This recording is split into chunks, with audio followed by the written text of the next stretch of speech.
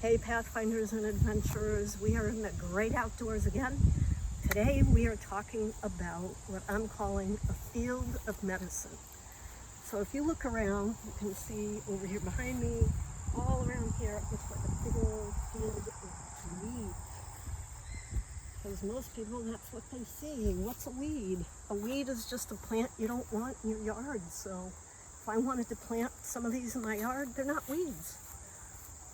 So if you look carefully at them, they're actually good for a lot of things. And when we get sick now, we have hospitals, we have minute clinics, we have doctors, we have pills, we have shots, we have all kinds of medicines.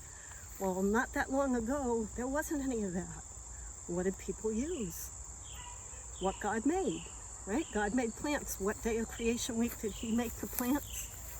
Day 4. Day 4, he created all the plants. And he put them there for a reason. Now, before we even talk about this, I'm going to say, do not go to your parents or anyone and say, Coordinator Paula said, I can use this for medicine. I don't need a doctor. I am not telling you that. I'm simply going to point out things to you to let you know what some people use them for. You have to know whether to use the leaf, the flower, the root, the seeds. Do you boil it? Do you make a paste? Do you eat it? So much more to it than me just saying you can use this for something. So do not, what did I say? Do not go out on your own and say, I'm going to use this stuff and take care of all my health needs. It's something for you to look into and learn about. I'm just going to tell you a few things, okay? So you've probably seen this plant, and most people walk by it. Right, it's usually a really pretty purple, but it's kind of late in the season right now. This is called Joe Pye, Joepye. Why is it called that?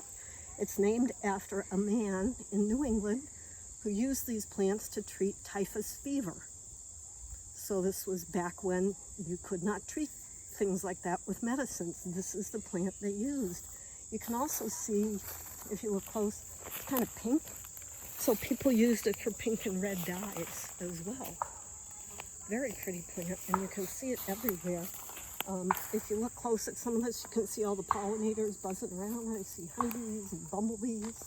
They're not going to bother you. Just leave them alone. They're going to leave you alone. This next plant is yellow here. You can see a bumblebee. I don't know if you can see his legs. He's got orange on his legs. That's all the pollen he's collecting there. This is goldenrod, and goldenrod is used for a number of other things. I love looking at his little legs there. For things like, this one that's got I don't even know what that is. It almost looks like a yellow jacket, but anyway, things like sores on your skin or a toothache. Things like that, people use goldenrod for that. I also see snuck in here, this is called purple lustro. And that plant gets a bad rap because it's very invasive. So you can see it's here. It shouldn't probably be here because there's nothing else like it here. Sometimes you'll see it in lakes, streams, and ponds. Once it gets in there, it just takes over everything, chokes out all the native plants. It's a bad thing if you see it in the stream. But back in the day, when there weren't the hospitals and doctors close by, people used this for things like bacteria to fight, a bacterial infection. It has all kinds of properties that they learned by using it. So it's pretty, but most people don't want to look at that or see that because they know that means it's going to choke out all the other plants nearby. And then if we turn this way, we can keep looking. This is pretty. This is a pretty plant. It's called a thistle, and they're kind of pokey. And if you walk by with your clothes or a dog walks by, it'll stick to you. That's how it travels. But thistles, certain kinds, people eat them. They can boil them. Some of them, the leaves, the stems, they get water out of them. So, you might look at it and think, ugh, it's not good for anything. It is. And then down here, we continue here. This is called Queen Anne's lace. So if you look at it, oh, it's got a little pollinator right there on top of it. Isn't that cute? If you look at it, it actually does kind of look like lace. Some people call it wild carrots because the roots are actually edible like carrots. But it was used a lot for like kidney problems, urinary tract problems, things like that. And if you see, there's kind of two kinds of leaves here. It's these kind and these kind that kind of look like, if you pick one, they kind of smell a little bit like parsley. But you know, this is predominantly, you can find it everywhere in the fields.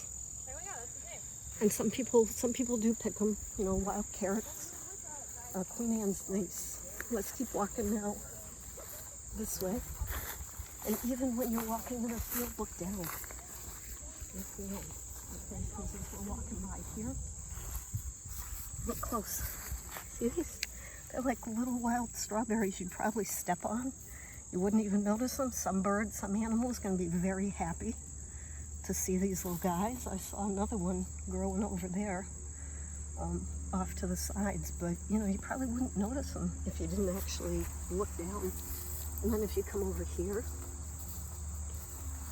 this is another wild plant that you probably just step on and you don't even think about when you're out walking. This is plantain. You can tell by the leaf shape and by these. Okay, you can tell that's plantain. That can be used if you boil and steep the leaves. People have used that to help with poison ivy rashes. And then I think there was one more thing I wanted to show you, and it's called milkweed. And I know that doesn't grow everywhere, but it does grow in New England. And it's got really an important, oh, before we even talk about milkweed, look at these ginormous leaves. These giant butterbur. I've seen these in other countries, and they're like this big. People use them for umbrellas.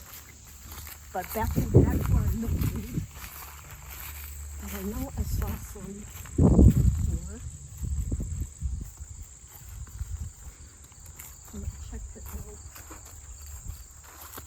Here. There was one that was kind of open. Okay. So anyway, this is, you can tell milkweed by the pods. Milkweed's an important plant because for the monarch butterfly, this is the only plant it eats. The caterpillars eat the leaves. The monarch gets its nectar from the flowers. So if milkweed plants disappeared, monarch butterflies would disappear. But for people, what we used it for, and it does have medicinal properties as well, but if you look close, when these pods open, and don't go out and rip open the pods, this one just happened to be open. You can see, this is how when it blows on the wind, okay, that's how the seeds spread, that's how they grow. But people also use, now remember, back in the day, you couldn't go to Target, Walmart, somewhere, buy your nice soft pillows, your nice down comforters, mattresses, you know, usually were filled with straw, which isn't real comfortable. If you've got a bunch of milkweed, it's really, really soft. There you go. You got a soft pillow, you got a soft comforter, you got a soft mattress. So when you look out on this field, from now on, if you're out somewhere, really stop and look, because it's amazing what God has created and put there for us. Go out and learn things. Remember, knowledge is power. See you later.